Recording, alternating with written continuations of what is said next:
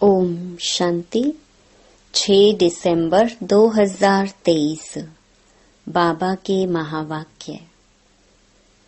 मीठे बच्चे, मैं तुम्हें फिर से राजयोग सिखलाकर राजाओं का राजा बनाता हूँ। इस फिर से शब्द में ही सारा चक्कर समाया हुआ है। प्रश्न, बाप भी प्रबल है तो माया भी, दोनों की प्रबलता क्या है? उत्तर, बाप तुम्हें पतित से पावन बनाते, पावन बनाने में बाप प्रबल है, इसीलिए बाप को पतित पावन सर्वशक्तिमान कहा जाता है। माया फिर पतित बनाने में प्रबल है।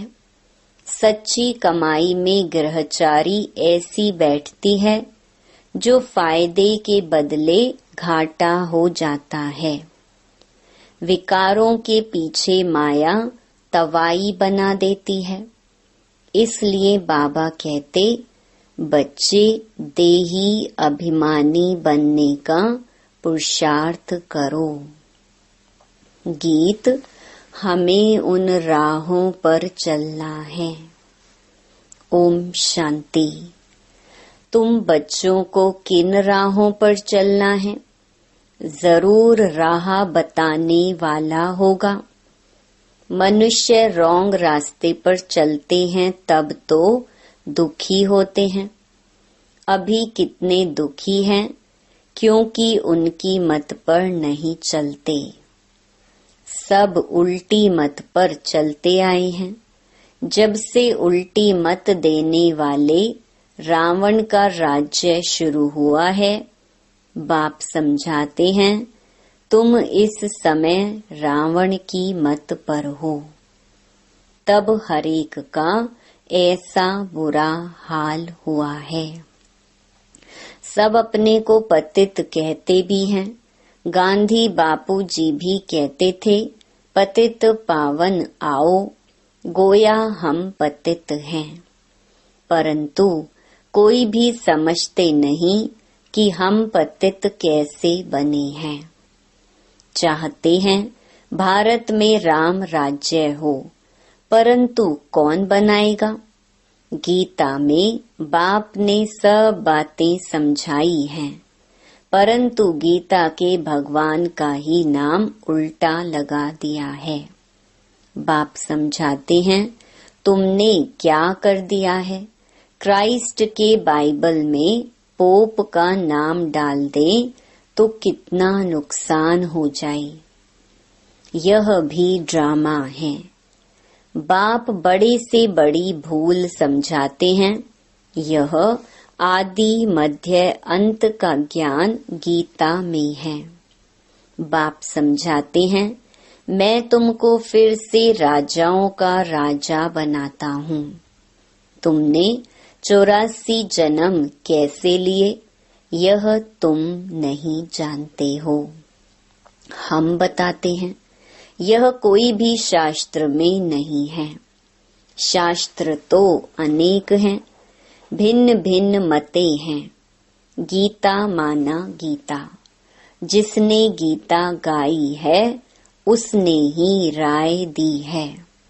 कहते हैं, मैं तुमको राजयोग सिखाने फिर से आया हूँ। तुम पर माया का परछाया पड़ गया है, अभी फिर से मैं आया हूँ।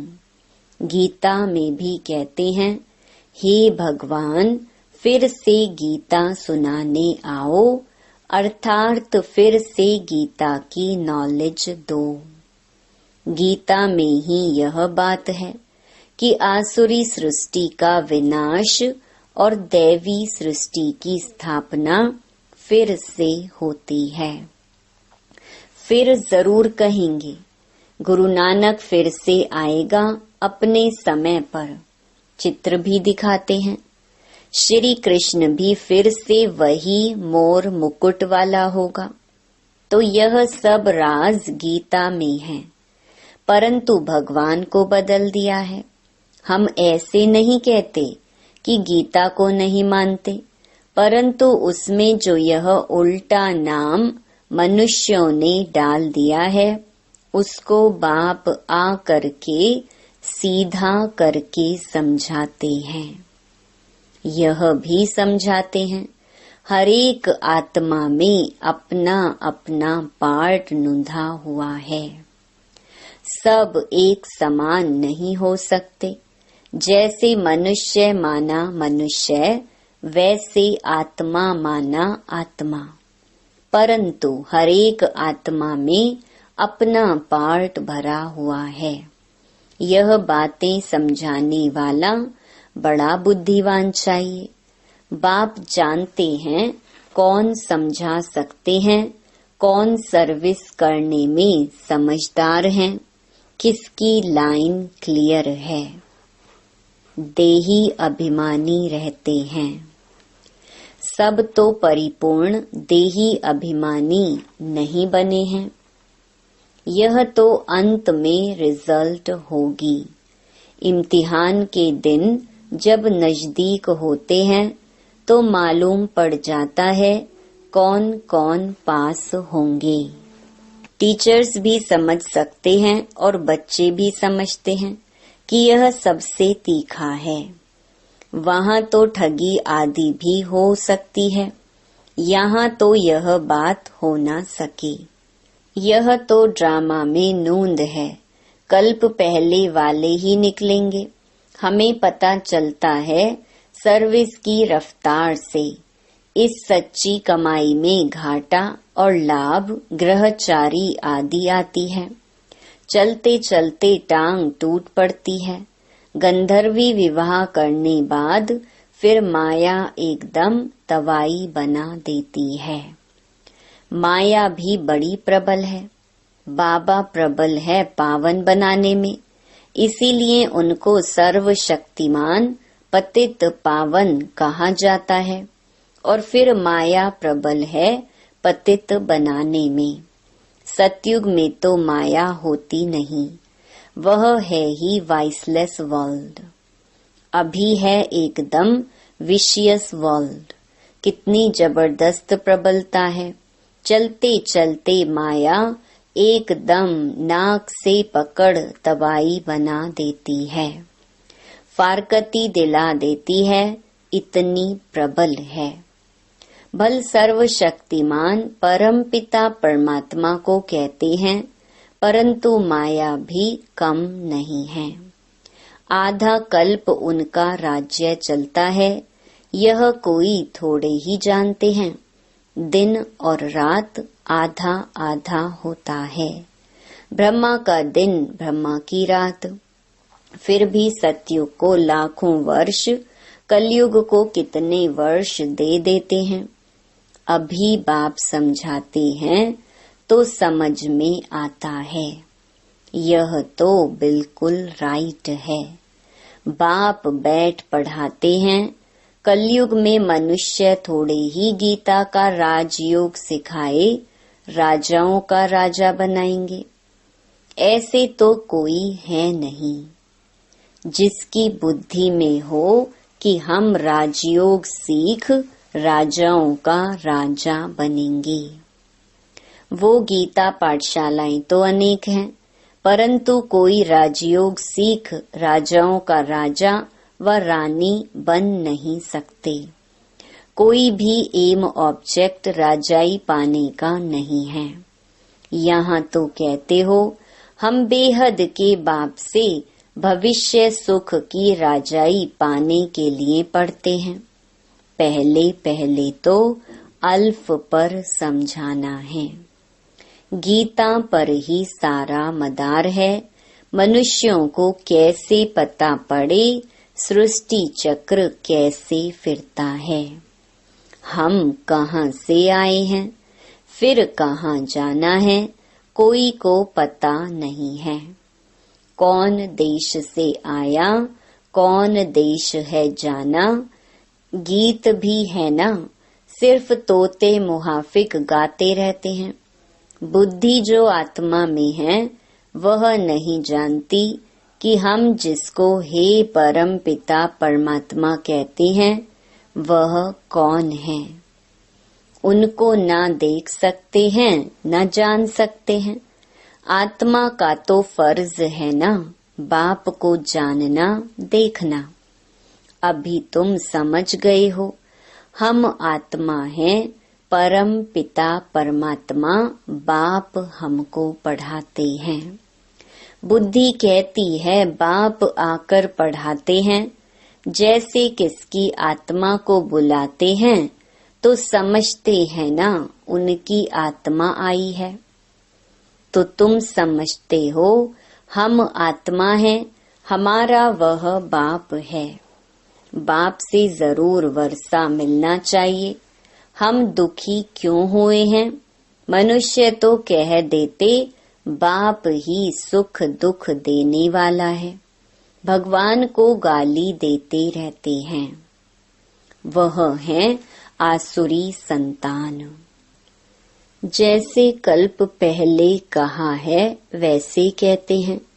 तुम अभी प्रैक्टिकल में ईश्वरीय संतान बने हो। आगे तुम आसुरी औलाद थे। अब बाप कहते हैं निरंतर मुझे याद करो।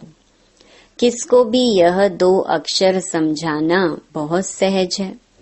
तुम भगवान के बच्चे हो। भगवान ने स्वर्ग रचा, अब नरक बना है, फिर स्वर्ग बाप ही रचेंगे। बाप हमको राजयोग सिखला रहे हैं, स्वर्ग की स्थापना कर रहे हैं। अच्छा शिव को नहीं जानते हो? प्रजापिता ब्रह्मा को भी रचने वाला वह बाप है।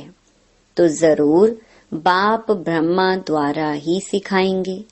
अभी शूद्र वर्ण है, हम ब्राह्मण से देवता क्षत्रिय बनेंगे। नहीं तो विराट रूप क्यों बनाया है? चित्र ठीक है परंतु समझ नहीं सकते। शूद्रों को ब्राह्मण कौन बनाएंगे? जरूर प्रजापिता ब्रह्मा चाहिए। उनको कैसे एडॉप्ट किया? जैसे तुम कहते हो यह मेरी स्त्री, उनको मेरी कैसे बनाया? एडॉप्ट किया। बाप कहते हैं मुझे भी मात पिता कहते हो, मैं बाप तो हूँ, मेरी कहाँ से लाऊं? तो इनमें प्रवेश कर इनका नाम ब्रह्मा रखता हूँ। स्त्री एडॉप्ट की जाती है। जैसे लौकिक बाप स्त्री को एडॉप्ट कर कुख वंशावली रचते हैं, बाबा ने फिर इनमें प्रवेश कर इनको एडॉप्ट कर इनके मुख द्वारा मुख वंशावली बनाई है। तुम कहते हो हम ब्राह्मण ब्राह्मणियां हैं। जरूर इनका ही नाम ब्रह्मा है। ब्रह्मा किसका बच्चा? शिव बाबा का। इनको किसने एडॉप्ट किया? बेहद के बाप ने। दृष्टांत बड़ा अच्छा है परंतु जिसकी बुद्धि में बैठा होगा वह समझा सकेंगे। बुद्धि में नहीं होगा तो उनको समझाने आएगा ही नहीं। लौकिक और पारलौकिक बाप तो है ना, वह भी स्त्री को एडॉप्ट कर मेरी कहते हैं। यह फिर इनमें प्रवेश कर एडॉप्ट करते हैं। खुद कहते हैं मुझ निराकार को इनका आधार लेना पड़ता है, तो नाम भी बदली करता हूँ। एक ही टाइम कितनों के नाम रखे। नाम की लिस्ट भी तुम्हारे पास होनी चाहिए। प्रदर्शनी में नाम की लिस्ट भी दिखानी चाहिए। बाबा ने कैसे एक ही समय नाम रखे। बाबा ने हमको अपना बनाया तो नाम बदलाया। उनको भृगु ऋषि कहते हैं। जन्म पत्री तो भगवान के पास ही है। वंडरफुल नाम है। अब सभी तो है नहीं, कोई तो आश्चर्यवत भागंती हो गए। आज हैं कल है नहीं। नंबर 1 दुश्मन है काम। यह काम विकार बहुत तंग करता है, उस पर जीत पानी है। गृहस्थ व्यवहार में इकट्ठे रहकर उन पर जीत पानी है, यह है प्रतिज्ञा। अपनी वृत्ति देखनी है, कर्मेंद्रियों से विकर्म नहीं करना है। तूफान तो सबको आते हैं, इसमें डरना नहीं है। बाबा से बहुत बच्चे पूछते हैं, यह धंधा करें व नहीं करें। बाबा लिखते हैं, मैं कोई तुम्हारे धंधे आदि को देखने आया हूँ क्या? मैं तो टीचर हूँ पढ़ाने के लिए। धंधे की बात हमसे क्यों पूछते हो? मैं तो राजयोग सिखाता हूँ। रुद्र यज्ञ भी गाया हुआ है, श्री कृष्ण यज्ञ नहीं। बाप कहते हैं, लक्ष्मी नारायण में यह सृष्टि चक्र का ज्ञान ही नहीं। अगर यह मालूम हो कि 16 कला से फिर 14 कला बनना है, तो उसी समय ही राजाई का नशा उड़ जाए। वहाँ तो है ही सदगति। सदगति दाता तो एक है, वही आकर युक्ति बताते हैं, दूसरा कोई बतला न सके। पहले पहले यह बात उठाओ कि किसने कहा है काम महाशत्रु है। यह भी गाते हैं, विशियस वर्ल्ड और वाइसलेस वर्ल्ड। भारत में ही रावण को जलाते रहते हैं, सतयुग में थोड़े ही जलाएंगे। अगर यह कहते हैं कि अनादि है, सतयुग में भी था, फिर तो सब जगह दुख ही दुख होगा। फिर स्वर्ग कैसे कहेंगे? यह बातें समझानी हैं। हरेक की रफ्तार अपनी है, पता लग जाता है कौन अच्छी रफ्तार वाला है। संपूर्ण तो कोई बने नहीं है, बाकी हाँ सतो रजो तमो तो होते ही हैं। बुद्धि हरेक की अलग अलग है। जो श्रीमत पर नहीं चलते हैं, वह हैं तमो प्रधान बुद्धि। अपने को इंश्योर नहीं करेंगे तो भविष्य 21 जन्मों के लिए कैसे मिलेगा? मरना तो है ही, तो क्यों ना इंश्योर कर देना चाहिए। सब कुछ उनका है तो परवरिश भी वह करेंगे। भल कोई सब कुछ देते हैं परंतु सर्विस नहीं करते, जो दिया वह खाते रहते हैं, तो बाकी जमा क्या होगा? कुछ भी नहीं। सर्विस का सबूत चाहिए। देखा जाता है कौन पंडे बन आते हैं। नए बीके भी आपस में सेंटर चलाते हैं, उनको भी आफरीन दी जाती है। यह नॉलेज तो बड़ी सहज है। वानप्रस्थ अवस्था वालों को जाकर समझाओ। वानप्रस्थ अवस्था कब होती है? बाप ही गाइड बन सबको ले जाएंगे। तुम जानते हो बाप ही कालों का काल है। हम तो खुशी से बाबा के साथ इकट्ठे जाना चाहते हैं। पहले पहले तो मुख्य बात यह उठाओ, गीता का भगवान कौन है? जिसने रचना रची। लक्ष्मी नारायण को राजयोग किसने सिखाया? उनकी भी राजधानी स्थापन हो रही है और कोई राजधानी स्थापन करने आते नहीं। बाप ही राजधानी स्थापन करने आते हैं। सब पतितों को पावन बनाते हैं। यह है विशियस वर्ल्ड, वह है वाइसलेस वर्ल्ड। दोनों में नंबरवार मर्तबे हैं। जो श्रीमत पर चलने वाले होंगे उनकी बुद्धि में ही यह बातें बैठ सकती हैं। अच्छा, मीठे मीठे सिकिलधे बच्चों प्रति माता पिता बाप दादा का याद प्यार और गुड मॉर्निंग। रूहानी बाप की रूहानी बच्चों को नमस्ते। धारणा के लिए मुख्य सार। पहला, बुद्धि की लाइन सदा क्लियर रहे, इसके लिए देही अभिमानी रहना है। सच्ची कमाई में माया किसी प्रकार से घाटा ना डाल दे, यह संभाल करनी है। दूसरा, कर्मेंद्रियों से कोई भी विकर्म नहीं करना है। इंश्योर करने के बाद सर्विस भी जरूर करनी है। वरदान, माया को दुश्मन के बजाय पाठ पढ़ाने वाली सहयोगी समझ एक रस रहने वाले माया जीत भवा। माया आती है आपको पाठ पढ़ाने के लिए, इसलिए घबराओ नहीं, पाठ पढ़ लो।